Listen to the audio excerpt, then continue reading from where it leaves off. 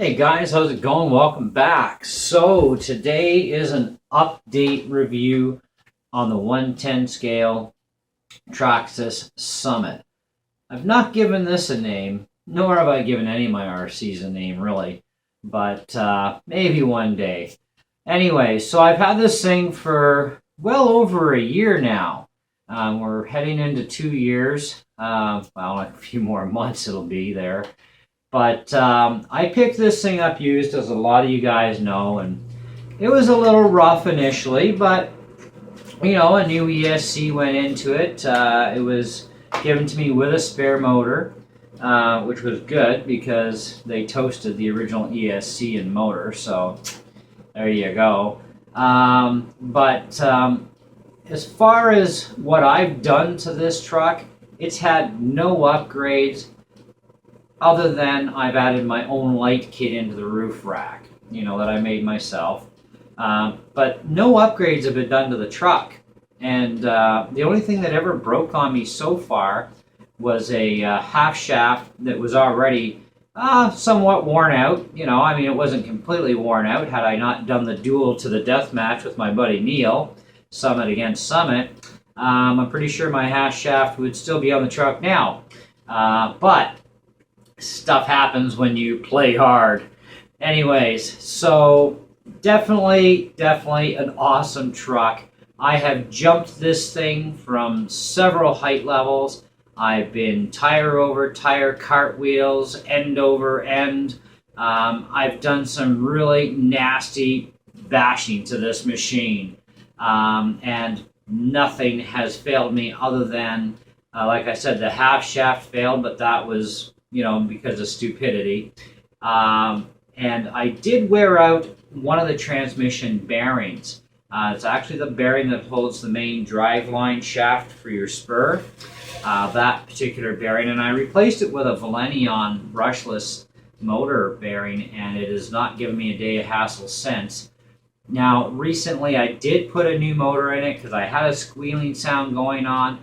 Because when I clean up my truck, when I'm done with it, I just hose it down. I don't take stuff apart and, lube this and lube that and blah, blah, blah. I just hose her down and let her drip dry and throw her back on the shelf. And so I thought I had some tranny issues. So just to be on the safe side before putting out $50 US and shipping for a new tranny, I thought, well, let's go buy a motor at Best Buy, locally. So there's $45 Canadian. And threw it in and problem solved. So, I never cleaned the motor. I've had the thing in the water enough that, but I still, like I said, I just let her drip dry. And the motor doesn't have bearings. It has bushings, right? It is a brushed motor after all. It's they are cheap compared to, good quality brushed motors. But, had I just taken the motor out and cleaned it anyways, I wouldn't have had to buy the motor. But I thought either way, I've done a lot of beating on this truck.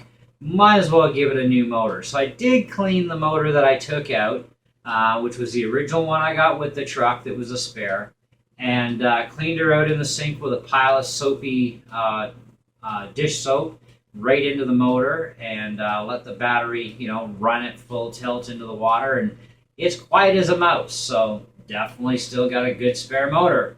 So really the truck hasn't costed me squat. I even got it with spare half shafts for the rear, and so that hasn't costed me anything.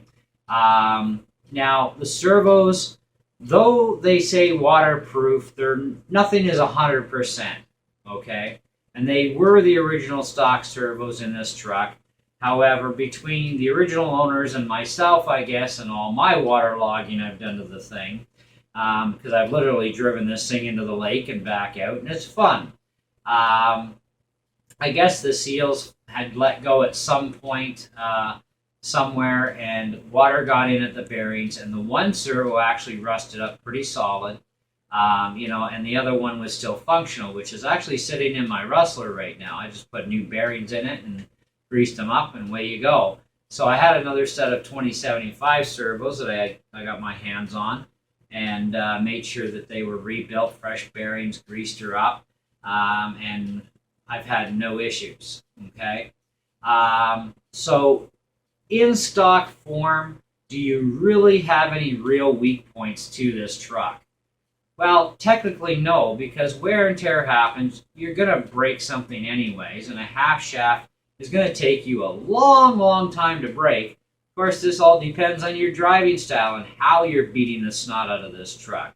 And that's the thing. So to say there's any real weak points under normal everyday bashing use for what it was designed for, nah, you don't have to replace nothing. Okay? There's nothing to really upgrade. I mean, it becomes a choice. You know, do I want metal axle carriers? Do I want ceramic bearings? You know, blah, blah, blah. These are all options. Okay? So, but when it comes to everything being stock, it's a perfectly fine truck just the way it is. To go brushless with it, sure, I'll get 40 miles an hour with a mild brushless upgrade, but do I want 40 miles an hour out of this truck? No, I don't, because that's when stuff is really going to start blowing apart when you start beating the snot out of it. You know, it's like anything else. You give it too much and, yeah, things just aren't going to go well. And then you're going to have to reinforce things, obviously, right? Like, at that point, you're going to want probably metal axle carriers. You're going to want to go to, you know, maybe much stronger push rod steering system, upgrade your servos, because you're going to have to be able to steer. The steering servos that come with it are a little slow and sluggy, but they do work really well, okay? Although eventually I'd like to, you know, upgrade them to something much stronger and faster, especially with these stock tires. The stock tires will grab just about anything, you know, especially for rock crawling. They are awesome tires. But when it comes to surfaces, the stock tires are not made for the streets, for asphalt. Gravel, spit them out all you want. Sand, yes. Mud, yes. Snow, yes. Asphalt, keep them off or you will destroy them. The compound is so thin and so soft of rubber that it cannot deal with being on the street. Okay, it flexes too much, and the beadlock fake rings, okay, will actually cut into the rubber on the tires. Okay, which can happen over time, anyways, depending on how things go. But I mean, I personally love the stock tires when it comes to the crawling part because they're so soft and so grippy. I've had no problems, you know, with anything I've put this truck through challenges with. Now, I've been running lipos also since the very beginning with this thing. I never tried Nimtax on it, though my buddy has a Traxxas Summit that he's had for many years, and he finally just had to fix the thing about a year ago to actually replace things like bearings and so on. So pretty good service after 7 years, you know. And he did something else. I think he did some half shafts or something. I'm not sure. But I know for sure he did the bearings, and that was one of the major things he had to do. He was still on his original motor, you know, and he beats the snot out of his Summit too, mostly for crawling though, but he does bash it hard. You know, that's the thing. You throw that thing into high gear, unlock the diffs, and yeah, you bash the daylights out of this thing, and it just keeps coming back for more.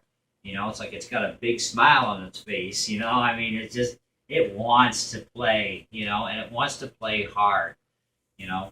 Now, my suspension is also lifted up pretty high on mine because of, you know, wanting to crawl with it over certain obstacles. You need that height.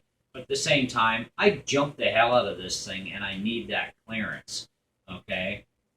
Now, I am going to be upgrading to some other tires for other uses, but when it comes to going onto the rocks and stuff, yeah, I'm definitely going to stick with the stock tires. And these are still the stock tires, and one of them, the foam is actually gone, really.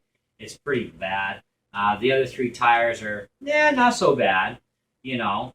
But, I mean, I've waterlogged them a lot, you know, and it's not like you can take them apart and, you know, squeeze out the foams. So, you know, that's the thing. But, you know, I think putting on some good beadlock rims with some stock rubber be a good idea for what I want to use the stock tires for. You know, as far as you know, getting extra grip in the snow and stuff, I mean, yeah, it could definitely benefit from, you know, some mudslingers or, you know, something like that. Definitely, you know, because these tires will work to a certain point in the snow, and that's about it, right? You know, but without thinking about snow, and you're talking, you know, on the dirt and gravel and, you know, just general rock crawling with it, you know, in the trails and stuff, you know, doing trailing with it. It's a great all-around beater truck, you know. It's only 20 miles an hour, 25 miles an hour at the top end, which is actually pretty decent for considering the power system in it and everything else. And it does weigh about 14 and a half pounds without batteries, you know. And playtime is actually quite exciting depending on the batteries. When I got this, it came with some Gens Ace 7600s, 25C discharge rate on those. And I finally did wear them out. But I could easily go 45 minutes and not back off the trigger and just give it everything it wanted. I mean, the motor got pretty warm. Okay, it got a little hot, but it never caused any damage. Okay, and so it just keeps coming for more. I now run SMC 6500s with a 60 by 120C discharge, and I get amazing play time with those, like just phenomenal. You know, it's crazy, and then, you know, it's a few milliamps less than what I had, but that extra discharge rate really helps keep up on the pulse. You're not using that power as quickly, you know, so high discharge rate batteries are a good idea. You know, and so anyways, all around, worth every penny. I mean, I did a trade deal to get this, but had I had to go out and buy one like I was originally planning to before I got the trade deal, yeah, it's definitely worth every penny. You know, I mean, the truck currently sells for, well, lately they've had it on sale for about $546, depending on the color, upwards to $900. You know, and that's in Canada, which I think 900 is a little ridiculous, to be honest. I mean, the truck to me is worth about 650, you know, and it's a good price at 650. You know, of course, everybody says, well, the cheaper the better, right? Yeah, but it's still worth 650 bucks. I mean, where do you find a ready-to-run RC that is this size? I mean, this is technically a 1/8 size, guys. It's not really 1/10. It's more like 1/8, you know, that has locking and unlocking discs from the remote, 2-speed tranny rate from the remote, you know, the whole enchilada, and you can beat the living snot out of this thing and not hurt it too easily. You know, I mean, it does take a lot to hurt it. You know, I mean, if you're going to purposely drive into stop signs and rip your front end off your truck or your rear end, well, hey, that's not what we call bashing in the RC world. That's what we call basically stupidity. Okay, so you don't need to run into that stuff. But certainly you can jump this truck off ramps, get some good air with it. You know, you can take it just about, you know, to the sand pits or gravel pits, whatever, and, you know, have this thing fly off pretty much just about any height, really. I mean, I've not been at sand pits with it other than once, and that was at my buddy's place out in Sudbury. And we did some pretty nasty jumping with it. You know, we jumped off a few areas that were pretty high, and the trucks, they just go end over end, or they tea kettle, and they just get back up and go for more, you know. So I haven't even done wheel bearings in my truck yet. Like, this thing is pretty much, other than, like I said, I've done the rear half shafts, and I've replaced the servos, okay. The rest of it, and of course the motor, I changed the motor. It's pretty much bone stock. I had to put a new ESC in it because the guys that I got off, like I said, they toasted it. So, but how you buy the truck, right now it's stock, okay? And it's a great truck. It really, really is, you know. I wouldn't trade it for the world. It doesn't matter how much you offered me, I'd never give you this truck for any price. This is just one truck that when you buy it, it stays in your collection. Kind of like my Slash and my other Traxxas machines. You know, any of my Traxxas machines that I buy, I would never ever give up.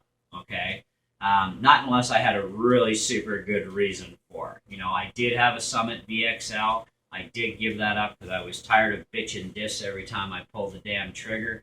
You know, and that got a little costly for me. So now I have a little mini e-revo brushed version. Okay, and little mini e-revo's doing awesome. You know, so I may buy another Summit VXL because I'm thinking I really do want one. But I'm going to convert it to brushed because the brushless power system in these little 1/16 machines are just way too powerful.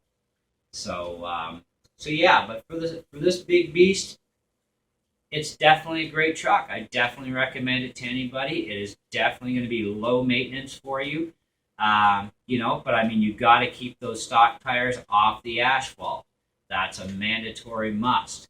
Other than that, beat the snot out of the thing. You know, just like I said, don't purposely run into, you know, telephone poles and try to destroy it. Because, I mean, you can destroy this. Any RC can be destroyed. But if you check out my channel, any video that has to do with this Summit, you will also see some good bashing videos with it too, and more coming for sure. Because this spring, summertime, I'm going to get into some really hardcore bashing videos with this thing, just to see, you know, what I can really make let go. But so far, even off-camera stuff I've done, which has been really nasty to this truck, it just doesn't seem to want to blow up on me. So I'm quite happy with it, you know, and I think pretty much anybody would be. You know, and there are a lot of people that own the Summits on YouTube. Check them out, you know. And the Summit is a great machine. You can convert it to brushless. Yes, I would definitely recommend going mild brushless, something around 2,000 kilovolt though, and still keep it around 4S. Change your tires at that point, you know, to something that can handle that power, because you're going to be going almost 40 mile an hour with a mild brushless upgrade in this thing. You know, but watch that low gear though. You know, keep it out of the low gear if you're gonna, you know, get serious on the trigger with it. And don't ever run this truck with the diffs locked in high gear. You will wreck your diffs, okay? So the only time you ever lock diffs is when you're in the low gear. Then you can lock them and you're all safe. But in the high gear, you definitely do not lock these diffs. You will wreck them. So anyways, that's pretty much about it as far as what I can say that could cover this for an update review. You know, I really love the truck, man, and I think pretty much anybody would. And like I said, it's definitely worth the money to a certain point, okay? But yeah, great truck. So let me know what you guys think, and we'll catch you on the next video. Thanks for watching.